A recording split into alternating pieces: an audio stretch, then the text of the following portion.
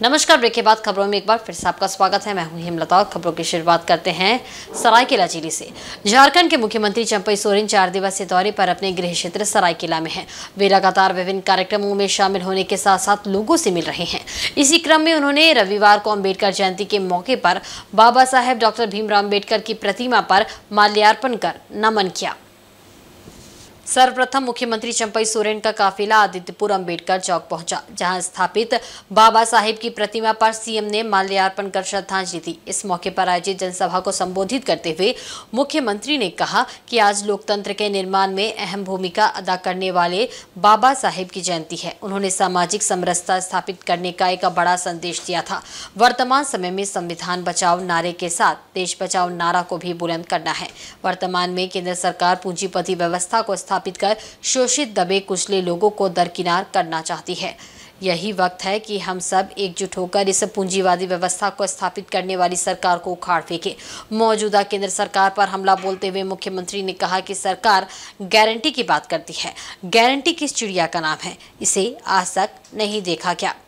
इस कार्यक्रम के बाद मुख्यमंत्री चंपई सोरेन ने आदित्यपुर गम्हरिया विकास समिति द्वारा आयोजित अम्बेडकर जयंती समारोह में भी शिरकत की, जहां नगर परिषद के पूर्व उपाध्यक्ष पुरेंद्र नारायण सिंह ने मुख्यमंत्री को संविधान प्रस्तावना की प्रति भेंट की। इसके उपरांत मुख्यमंत्री चंपई सोरेन ने आदित्यपुर के आसंगी गांव में पहुंचकर आयोजित हरि कीर्तन में भी हिस्सा लिया। आज हम लोग इस संविधान को बचाने का प्रतिज्ञा लेना है, लोकतंत्र को बचाने का जिम्मा लेना।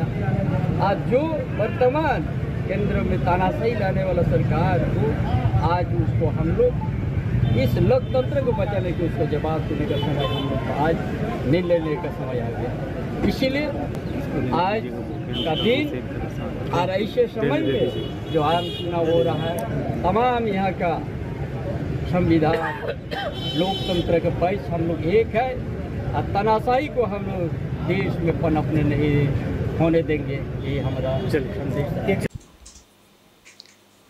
जमशेदपुर के उलेडी थाना अंतर्गत बसुंधरा स्टेट के नजदीक NH-33 पर रविवार सुबह एक ट्रक चालक के अज्ञात अपराधियों ने गोली मारकर हत्या कर दी। दिन दहाड़े हुए इस हत्याकांड से पूरा क्षेत्र दहल उठा। प्रत्यक्षदर्शियों के अनुसार बाइक सवार अपराधियों ने युवक को बीच सड़क पर दौड़ा कर गोली मारी। पुलिस मामले की छानबीन में जुटी है। मृतक की पहचान बारेडी निवासी सन्नी कुमार सिंह के रूप में हुई है। मिली जानकारी के अनुसार सन्नी के 3 दिन पहले ही सानू वाजपेयी के ट्रांसपोर्ट में ट्रक चलाने का काम पकड़ा था। वहां ट्रक का पंप बनवाने के लिए NH-33 किनारे गया था। वहां एक बाइक पर सवार 3 अज्ञात अपराधी पहुंचे और सन्नी सिंह पर फायरिंग कर दी। सन्नी को पहले तो एक गोली मारी गई, जिससे वह अपनी जान बचाकर भागने लगा। इसके बाद अपराधियों ने उसे दौड़ाकर कुल 6 गोली मार दी, जिससे मौके पर ही उसकी मौत हो गई। घटना की सूचना पर स्थानीय लोगों की भीड़ वहां जुट गई। लोगों ने पुलिस को घटना की सूचना दी, जिसके बाद पुलिस ने पहुंचकर शव को कब्जे में लेकर पोस्टमार्टम के लिए भिजवाया। सन्नी कुमार सिंह की हत्या किन कारणों से और किसने की है, इसका पता लगाने का पुलिस प्रयास कर रही है। वहीं सरायकेला जिले के गम्हरिया प्रखंड अंतर्गत मोहनपुर गांव में रविवार को भाजपा प्रत्याशी गीता कोड़ा को जनसंपर्क अभियान चलाए जाने के दौरान ग्रामीणों का भारी विरोध झेलना पड़ा। ग्रामीणों ने गीता कोड़ा के गांव में प्रवेश करते ही विरोध व हंगामा शुरू कर दिया। सिंहभूम सीट से भाजपा की प्रत्याशी गीता कोड़ा रविवार को अपने पूर्व निर्धारित कार्यक्रम के तहत गम्हरिया प्रखंड के भ्रमण पर थी। रविवार सुबह से ही गीता कोड़ा भारी संख्या में भाजपा समर्थकों के साथ कांडरा व गम्हरिया के पंचायत क्षेत्र में चुनावी जनसंपर्क अभियान चला रही थी। इसी बीच रविवार दोपहर गम्हरिया प्रखंड के मोहनपुर गांव पहुंचने पर सांसद गीता कोड़ा को देख ग्रामीण भड़क उठे और गीता कोड़ा को गांव में प्रवेश करने से रोक दिया। ग्रामीणों का कहना था कि ये गांव इंडिया महागठबंधन समर्थकों का गांव है, भाजपा प्रत्याशी की यहां आवश्यकता नहीं है। मामले की गंभीरता को देखते ही गम्हरिया थाना पुलिस भी मौके पर पहुंची और उग्र ग्रामीणों को समझाने बुझाने का प्रयास किया। मोहनपुर गांव में भाजपा प्रत्याशी गीता कोड़ा के पहुंचने के बाद बड़ी संख्या में महिला एवं पुरुष हाथों में लाठी एवं डंडा लेकर भाजपा प्रत्याशी गीता कोड़ा के चुनावी जनसंपर्क काफिला को रोकने पहुंचे थे। कयास लगाए जा रहे हैं कि ग्रामीणों द्वारा पूर्व में ही इस कार्यक्रम को रोकने की योजना बनाई गई थी। बुरी अवस्था में है। कई हमारे कार्यकर्ता हैं, गणेश जी के साथ भी इन लोगों ने मारपीट किया, क्योंकि हम लोग परमिशन लेकर के हम लोग निहत्ते थे, लेकिन जिस तरह से ये लोग आए हथियारों के साथ में, कई जगह हम लोगों की सभा को रोकने का काम किया, कई गाँव में इन लोगों ने रोकने का काम किया। जब ये लोग सफल नहीं हुए तो अब इस मोहनपुर गाँव में आकर इन लोगों ने इस तरह से हमला कर दिया। हम लोगों निंदा करते हैं और इसमें कहीं ना कहीं साजिश की बहुत बड़ी बू आती है।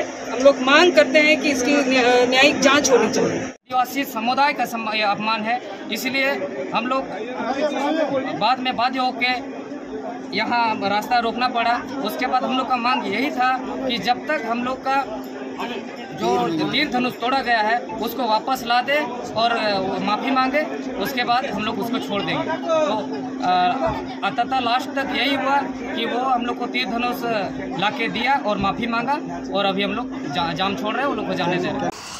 वहीं विधानसभा में प्रतिपक्ष के नेता और भाजपा विधायक अमर कुमार बावरी ने कहा है कि झारखंड मुक्ति मोर्चा में मुख्यमंत्री चंपई सोरेन ही दरकिनार कर दिए गए हैं।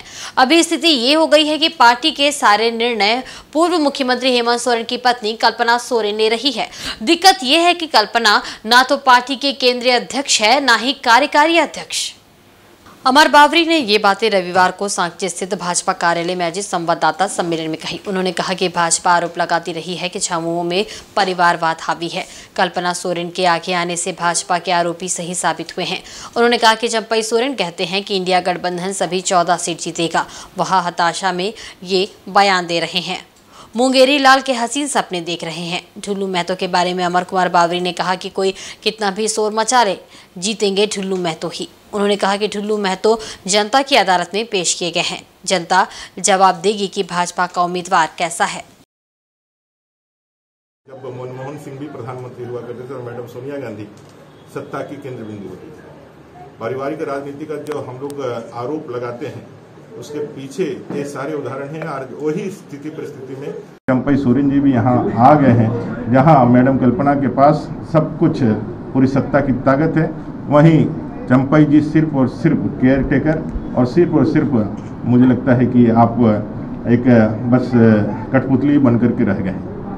अब चुनाव है, आप 14 सीटें जीतने का दावा करते हैं और मुख्यमंत्री सबसे बड़ा स्टार प्रचारक होता है किसी भी पार्टी के लिए, अगर राज्य का मुख्यमंत्री हो, और आप अपने विधानसभा में 3 दिन के लिए यहाँ कार्यक्रम बना करके बैठे हुए हैं। तो इसका मतलब ये आपको आपके विधानसभा तक ही सीमित करने का कार्य मैडम कल्पना ने किया है। इन सारे प्रश्नों का जवाब झारखंड तो खोज ही रहा है, जनता को तो जवाब मालूम है और जनता जानती है कि 14 की 14 सीटें जिता करके देश को आगे विकसित भारत के संकल्प की जो यात्रा प्रधानमंत्री ने चालू की है और जो आज उन्होंने घोषणा भी किया है 2025 जब धरती आबा बिरसा मुंडा जी की जन्म जयंती के 150 साल होंगे तो पूरा वर्ष हम गौरव दिवस, जनजातीय गौरव दिवस के रूप में मनाएंगे। तो ऐसे आदिवासी और आदिवासियत की, गरीब के जीवन में उत्थान के, गरीब श्रमिकों के जीवन में उत्थान के, युवाओं के जीवन में उत्थान के संकल्प लेकर भारतीय जनता पार्टी आई है और हम आगे बढ़ने वाले हैं। 14 की 14 सीटें जीतेंगे और कांग्रेस, जेएमएम, आरजेडी का सुपड़ा साफ होगा। इस बात को लेकर के हमारे कार्यकर्ता हम सब लोग मैदान में हैं। इतना ही निवेदन करने के लिए आपके बीच में। वहीं चैत्र माह के पावन महीने में होने वाले रामनवमी पर्व को लेकर रांची में उत्साह का माहौल है। लाल, पीले और केसरिया रंग के महावीरी झंडे से पूरी रांची राममय हो गई है। यूं तो महावीरी ध्वज की बिक्री सालों भर होती है, लेकिन रामनवमी में बिक्री कई गुना बढ़ जाती है। प्रभु श्री राम और उनके परम भक्त हनुमान का पावन पर्व रामनवमी चैत्र माह के शुक्ल पक्ष की नवमी तिथि को मनाई जाती है। रांची में रामनवमी मनाने की परंपरा लगभग 90 वर्षों की पुरानी परंपरा रही है। रांची के अपर बाजार स्थित लगभग 150 साल पहले निर्मित प्राचीन महावीर मंदिर के प्रति लोगों की आस्था हर दिन बढ़ती जा रही है। मान्यता और श्रद्धा ऐसी है कि रांची के सभी रामनवमी अखाड़े के जुलूस इस मंदिर में आने के बाद ही तपोवन मंदिर के लिए गुजरते हैं।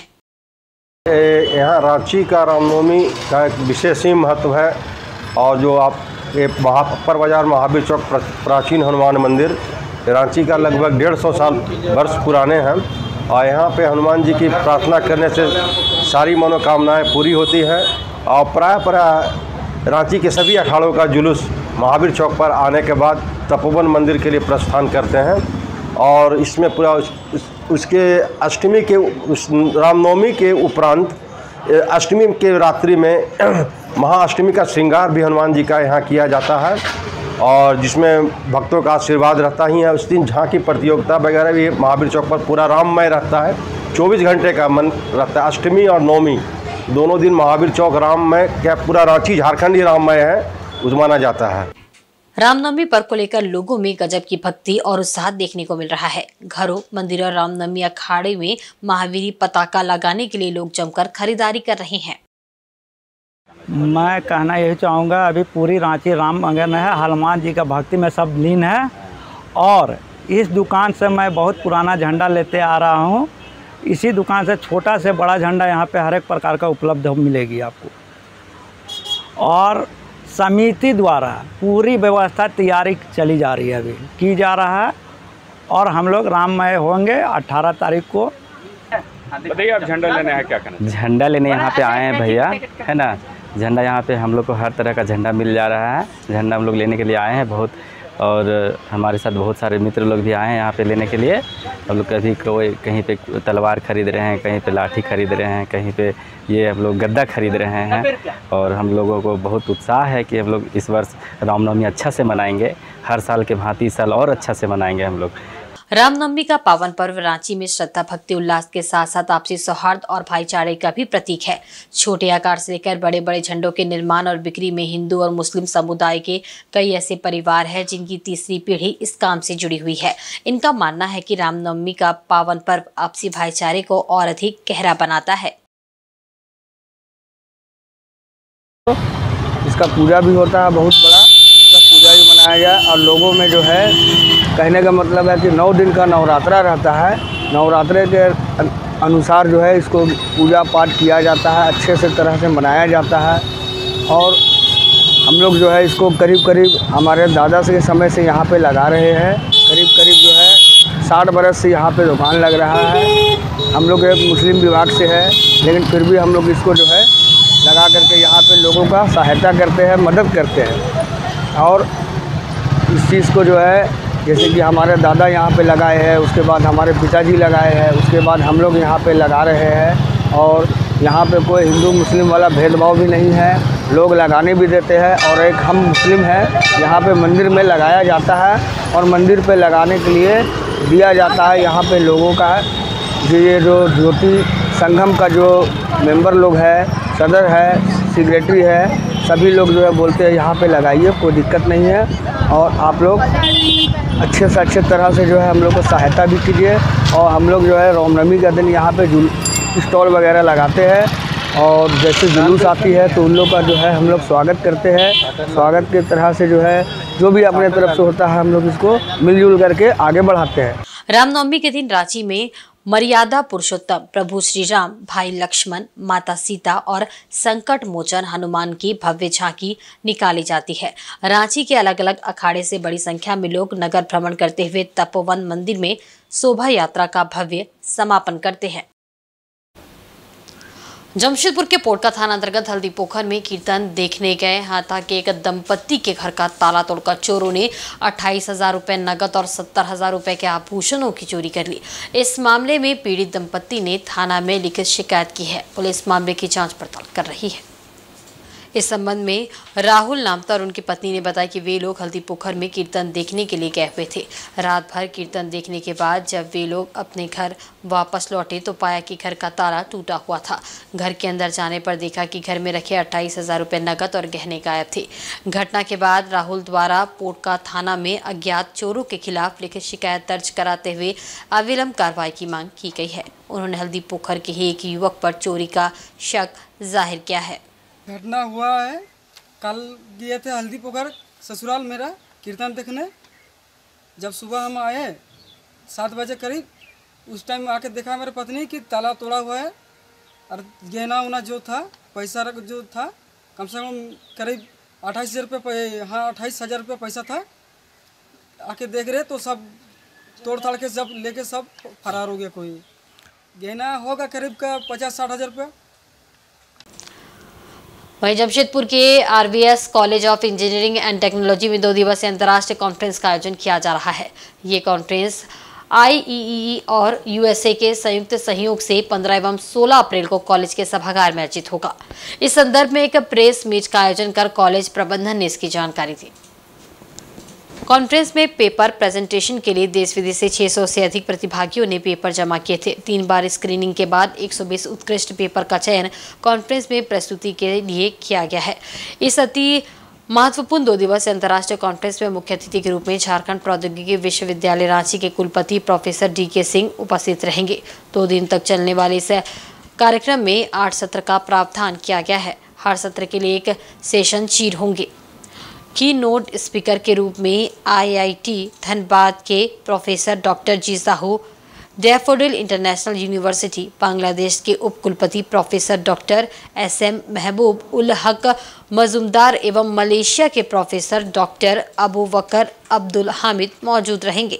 कॉन्फ्रेंस के समापन के पश्चात सभी प्रस्तुत पेपर को IEE एक्सप्लोरर में प्रकाशित किया जाएगा। राष्ट्रीय कॉन्फ्रेंस है जो 15 और 16 2 दिन होगा। इसके मुख्य अतिथि आदरणीय कुलपति श्री DK सिंह सर हैं। हमारे यहाँ जो कीनोट स्पीकर हैं उनमें से प्रोफेसर डॉक्टर अबू बकर जो मलेशिया से हैं, प्रोफेसर डॉक्टर जी साहू जो IIT ISM धनबाद से हैं, और एक हमारे कीनोट स्पीकर जो हैं वो डैफोडिल इंटरनेशनल यूनिवर्सिटी ढाका से जुड़े हैं। इस कॉन्फ्रेंस में 120 पेपर ऑलरेडी हम लोगों ने एक्सेप्ट किया है। टोटल 600 प्लस पेपर आए थे। 3 राउंड के स्क्रीनिंग के बाद हमने 120 पेपर एक्सेप्ट किया IEEE के लिए, और ये जो एक्सेप्टेंस है ये IEEE के द्वारा है। IEEE के अपनी जो क्वालिटी है उसको मद्देनजर रखते हुए इसने एक्सेप्ट किया। हमारे कॉलेज से 7 बच्चे ऐसे हैं जिनका पेपर इसमें एक्सेप्ट हुआ है, 2 MTech के और 5 BTech के बच्चे। झारखंड से टोटल 17 पेपर इस कॉन्फ्रेंस में एक्सेप्टेड हुए हैं। मैंने आपको बतलाया कि RVS college of engineering and technology लगातार ये प्रयास करता रहता है कि अपने बच्चों को किस तरीके से आप नई नई चीज़ों के बारे में बतलाएं और उन्हें प्रेरित करें कि वो रिसर्च एंड इनोवेशन के तरफ उनका झुकाव हो। क्योंकि जो भी चीज़ें, जो भी सर्विसेज या जो भी प्रोडक्ट्स आज के दिन में मार्केट में अवेलेबल हैं, तो उस पर आप क्या इम्प्रूव कर सकते हैं, उसके लिए आपको रिसर्च करना पड़ेगा। तो जो भी बच्चे हैं उनको जब तक हम ये प्रेरित नहीं करते हैं कि आप इस प्रोडक्ट को किस तरीके से इम्प्रूव कर सकते हैं या सर्विस को किस तरीके से इम्प्रूव कर सकते हैं, तब तक उनके पढ़ाई का बहुत ज़्यादा मायने नहीं है। तो उन बच्चों को प्रेरित करने के लिए रिसर्च जो कॉन्फ्रेंसेज है, इसमें उनको प्रेरित करना है कि आप किस तरीके से अच्छी क्वालिटी की पेपर को लिख सकें और उनको इंटरनेशनल स्टैंडर्ड्स के जर्नल्स में आप पब्लिश कर पाएँ। उसके लिए हमारी ये लगातार कोशिश रहती है और ये 5वीं बार है कि हम ये इंटरनेशनल कॉन्फ्रेंस कर रहे हैं और बहुत खुशी की बात है कि हमारे बच्चे इसमें बढ़ चढ़ कर हिस्सा ले रहे हैं और उन्होंने काफ़ी पेपर भी इस बार प्रेजेंट किए, जिसमें से फाइनली 7 पेपर्स हमारे बच्चों के सेलेक्ट हुए हैं, तो जो कि IEEE इसमें जाएंगे। इनको 8 ब्लॉक्स में डिवाइड किया गया है 120 पेपर्स को, और सभी 8 ब्लॉक्स में से एक जो पेपर्स होंगे उनको बेस्ट पेपर का अवार्ड भी दिया जाएगा और सर्टिफिकेट भी दिया जाएगा। वहीं सरायकेला मुख्य मार्ग के कांड्रा मोड़ में मंडल होटल के समीप सड़क किनारे खड़ी हाइवा में रविवार सुबह अचानक आग लग गई। देखते ही देखते हाइवा धू धू कर चल उठी। आग लगते ही सड़क पर अफरा तफरी मच गई। आग लगने की सूचना लोगों ने कांड्रा थाना और आधुनिक कंपनी के फायर ब्रिगेड को दी। सूचना मिलते ही पुलिस और दमकल की एक गाड़ी मौके पर पहुंची। दमकल से पानी की बौछार कर आग पर काबू पाया गया।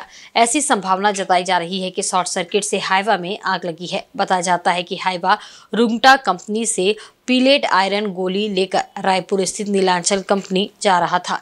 इस दौरान चालक कांड्रा मोड़ में हाइवा को सड़क किनारे खड़ा कर चाय पीने पास के एक होटल गया था। इसी बीच हाइवा में आग लग गई। हालांकि इस घटना में हाइवा को नुकसान होने के अलावा कोई हताहत नहीं हुआ है। हाइवा गाड़ी में खड़ी में कांड्रा मोड़ पर आग लगी है। हम लोग आए हैं, फायर ब्रिगेड को बुलाया गया, फायर ब्रिगेड काबू पा लिया गया है। कोई नुकसान नहीं है। वो गाड़ी का जो नुकसान हो, ड्राइवर उतर गया। वहीं पूर्वी सिंहभूम जिले के घाटशिला अनुमंडल में रविवार को विभिन्न संगठनों द्वारा बाबा साहेब डॉक्टर भीमराव अम्बेडकर की जयंती धूमधाम से मनाई गई। इस मौके पर घाटशिला जन अधिकार मंच के द्वारा मुसाबनी बाजार स्थित अम्बेडकर भवन से नारेबाजी के साथ जुलूस निकाली गई, जिसमें काफी संख्या में लोग शामिल हुए।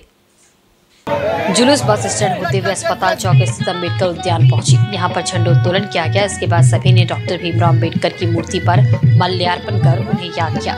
इस मौके पर कार्यक्रम भी आयोजित हुआ। इसमें अबूसल संस्था, आदिवासी रिक्रिएशन क्लब एवं विभिन्न संगठन के लोग मुख्य रूप से उपस्थित थे। इस दौरान अपने पुराने साथियों की आत्मा की शांति के लिए 2 मिनट का मौन रखा गया। उसके बाद संविधान की प्रस्तावना पढ़ी गई। सभी सदस्यों ने संविधान की रक्षा का प्रण लिया। तत्पश्चात नवोदय में उत्तीर्ण 1 दर्जन छात्र छात्राओं को सम्मानित भी किया गया। भाजपा मुसाबनी मंडल अध्यक्ष तुषारकांत पातर के नेतृत्व में कार्यकर्ताओं ने डॉक्टर भीमराव अम्बेडकर की मूर्ति पर माल्यार्पण कर उन्हें याद किया। डॉक्टर भीमराव अम्बेडकर अमर रहे, अमर रहे, अमर रहे। डॉक्टर भीमराव अम्बेडकर अमर रहे, अमर रहे, अमर रहे। जय जय जय जय भीम, जय भीम। भीमराव अम्बेडकर का जयंती बहुत धूमधाम से मनाई और बहुत खुशी भी हुआ कि हम लोग अम्बेडकर भवन से पद यात्रा निकले और अम्बेडकर पार्क में आके झंडा तोलन के, मालार्पण के। और यहाँ पे जो मुख्य उद्देश्य था बाबा साहब का कि शिक्षित बनो, संगठित रहो और संघर्ष करो, तो उसको उस मिशन में हम लोग काम किए। करीब आज 16 बच्चों को हम लोग आज सम्मानित करने का काम किए, जो बच्चे लोग को सम्मानित किए। और कुछ बुजुर्ग जो थे, जो जिनको घर में बैठे थे, उसको हम लोग गाड़ी से मंगवाए, सम्मानित किए और फिर दोबारा उसको घर भेज दिए। और हम लोग का मकसद है कि हर बच्चे पढ़े और आगे बढ़े। वहीं मारवाड़ी युवा मंच सरायकेला शाखा के नए सत्र 2024-25 के लिए शपथ ग्रहण समारोह का आयोजन अग्रसेन ठाकुर बाड़ी धर्मशाला में किया गया। इसमें मुख्य अतिथि के रूप में पूर्व राष्ट्रीय अध्यक्ष बलराम सुल्तानिया मौजूद थे। नए सत्र के लिए नीतीश चौधरी को अध्यक्ष, अनमोल शेखसिरिया को सचिव एवं अभिषेक शेखसिरिया को कोषाध्यक्ष पद के लिए शपथ ग्रहण कराया गया। साथ ही 25 सदस्यों की कार्यकारिणी समिति की घोषणा की गई। मंच का संचालन राहुल अग्रवाल ने किया। आकाश अग्रवाल ने नए अध्यक्ष को बधाई दी एवं बताया कि मारवाड़ी युवा मंच जैसे मंच जामवंत की भूमिका निभाते हैं और युवा को उसके सामर्थ्य का बोध कराते हैं। उन्होंने नए कार्यकारिणी को भी शुभकामनाएं दी। शपथ ग्रहण के बाद नवनिर्वाचित अध्यक्ष एवं उनकी टीम की ओर से शाखा के समस्त पूर्व अध्यक्षों का सम्मान किया गया, जिन्होंने अपने कार्यकाल में कीर्तिमान स्थापित किए हैं। पूर्व राष्ट्रीय अध्यक्ष बलराम सुल्तानिया ने नवनिर्वाचित अध्यक्षों को अपने कार्यकाल को बेहतर बनाने का सुझाव दिया। पूरा मारवाड़ी युवा मंच सरायकेला ने उनका आभार जताया। राष्ट्र शक्ति मारवाड़ी युवा मंच सरायकेला शाखा के लिए 2024-25 के लिए मुझे अध्यक्ष पद में चुना गया है और इसके लिए मैं सदा अपने युवा मंच के सदस्यों का आभारी रहूँगा। निर्विरोध मुझे चुना गया और 2024-25 में जितने भी कार्य प्रांत के आएंगे, जैसे ब्लड डोनेशन कैंप, साइक्लोथॉन और भी जितने प्रांत के कार्य होंगे, सब में मैं अपनी भागीदारी निभाऊंगा और सारे कामों को अच्छे से अच्छे करूंगा और अपने समाज को और भी ऊपर ले जाकर उच्च श्रेणी में रखूंगा। इधर जमशेदपुर के परसुडे स्थित तुपुडांग गांव में चड़क पूजा मेला कमेटी द्वारा आयोजित 2 दिवसीय चड़क मेला का रविवार को शुभारंभ हुआ। इसमें मुख्य अतिथि के रूप में विधायक मंगल कालंदी, जिला परिषद उपाध्यक्ष पंकज सिन्हा, भाजपा नेता राजकुमार सिंह उपस्थित थे। इसमें काफी संख्या में लोगों की भीड़ उमड़ी। सभी अतिथियों का पूजा कमेटी ने अंग वस्त्र देकर स्वागत किया। वहीं पोइला बैशाख के अवसर पर जसकंडी शिव मंदिर में महिलाओं की भीड़ उमड़ी। यहां सभी ने पूजा अर्चना कर सुख शांति की कामना की और मन्नतें मांगी। जिन लोगों की मन्नतें पूरी हुई थी उनके द्वारा बलि भी दी गई। ये मंदिर 365 साल पुराना है। यहाँ के पुजारी का कहना है कि इस जमीन पर खेती होती थी। जब यहाँ के किसान खेत में हल चला रहे थे तभी हल में पत्थर फंस गया। जब देखा गया तो धरती से शिवलिंग निकल आया। तभी से यहाँ के लोग भगवान शिव की पूजा करते हैं। इस मंदिर से जुड़ी मान्यता है कि जो भी लोग यहाँ मन्नत मांगते हैं उनकी मन्नतें पूरी होती है। इधर रविवार को गांव के रोजनी फोड़ा का भी आयोजन किया गया। भगवान शिव के भक्त श्रद्धा व भक्ति भाव से अपनी पीठ में किलों को चुभोकर और 50 फीट गदा डांग पर चढ़कर नृत्य करते हैं और फूल व प्रसाद भी ऊपर से फेंकते हैं।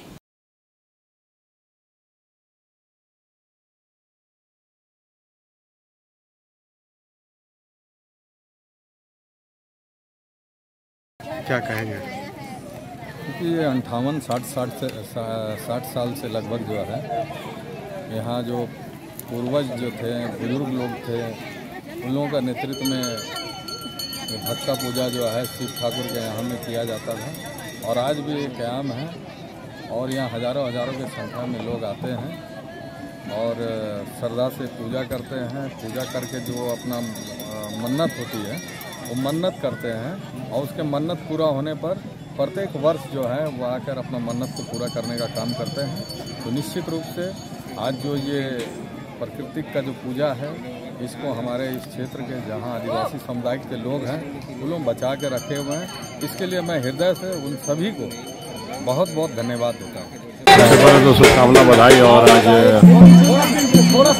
आज हर साल की बात है, इस साल में लगभग 60 वर्षों से आज यहाँ भोक्ता लोग अपना कर्तव्य को दिखाने का काम कर रहे हैं। सब बाबा कृपा है, बाबा बड़ी कृपा है और उनके आशीर्वाद से ये सब संभव है। और गांव के खुशहाली और कामना के लिए लोग पूजा करने आते हैं। 11,000 लोग की भीड़ होती है।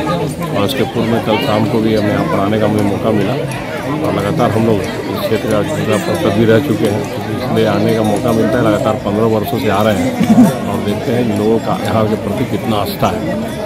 और हमारे यहाँ के सूरज भाई और हमारे पूर्व मुखिया भीमसेन भूमि जी हैं, हमारे प्रधान जी हैं, सभी का आशीर्वाद बना पर सभी पर भक्तों पर बना रहता है। लोग जो भी आते हैं यहाँ पर उनको पूरी तरह से जो भी सहयोग करते हैं पूरा लोग देखभाल में करने का काम करते हैं और भक्ता अपना कर्तव्य दिखाते हैं। और हम लोग भी यहाँ से आशीर्वाद लेकर जाते हैं क्षेत्र में और लोगों का खुशहाल विकास करें। और जमशेदपुर के पोटका हल्दी पोखर मंडल पाड़ा में श्री श्री अखंड हरिनाम संकीर्तन समिति की ओर से 3 दिवसीय 24 प्रहर अखंड हरिनाम संकीर्तन का आयोजन किया गया। इस संकीर्तन में दूर दराज से श्रद्धालु शामिल हुए। कहा जाता है कि ये अखंड हरिनाम संकीर्तन वर्षों पहले गांव के पूर्वजों द्वारा प्रारंभ किया गया था।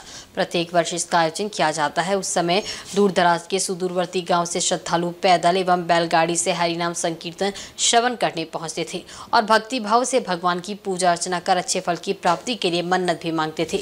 लोगों का मानना है कि हरि नाम ही कलयुग में मुक्ति का एक माध्यम है, जिससे मनुष्य सुखमय जीवन व्यतीत करते हुए स्वर्ग सिधार सकता है। अखंड हरिनाम संकीर्तन करने का उद्देश्य सभी महानुभव मिलकर शिक्षा, सभ्यता, मानव धर्म की भावनाओं को जागृत करना है।